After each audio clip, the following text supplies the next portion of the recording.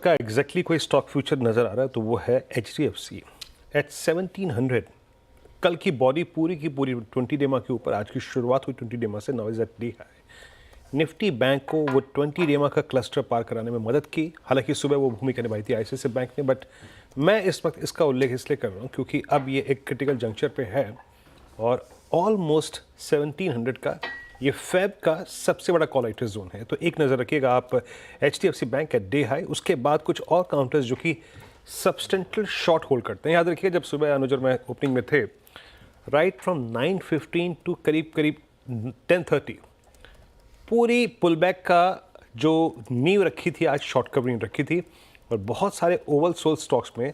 Look at trend, आज trend पहली बार post Jan 8 अपने 10 डे एक्सपोनेंशियल मूविंग एवरेज को क्रॉस करता हुआ और हायर लेवल्स पर सस्टेन करता हुआ। तो मेरे ख्याल से अगले 1-2 सेशन में अगर शॉर्ट कवरिंग के कुछ कैंडिडेट्स हैं तो उसमें ट्रेंड को रखूंगा मैं, और एक स्टॉक आपकी स्क्रीन पे और रखूंगा जहां पे मूव अच्छे आ रहे हैं। जरा प्लीज़ BEL लेके आइएगा, 4.5% ऊपर सुबह बात भी हुई थी हमारी इस पे, और सारे एवरेज के ऊपर ट्रेड करता हुआ।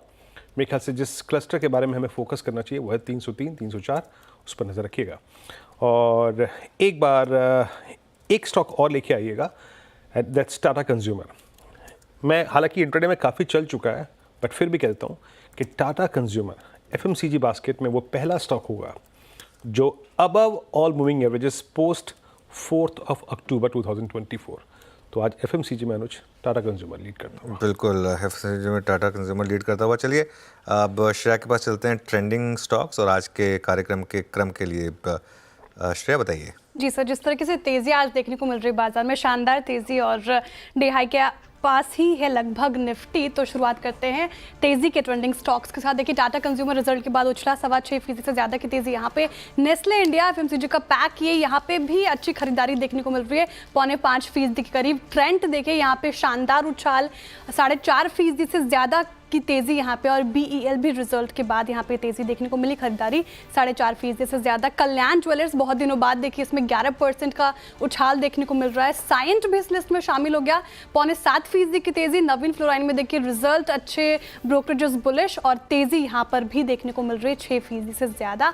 IRB इंफ्रा भी अच्छी खरीदारी 6.25% के करीब। और कुछ स्टॉक्स जिस पर डेंट पड़ता दिखा आज के सत्र में, भारतीय एयरटेल 1% से ज़्यादा लुढ़क गया। बजाज फिनसर्व में आज भी मुनाफा वसूली, कल भी स्टॉक लाल निशान पर भी बंद हुआ था, 1.5% की गिरावट।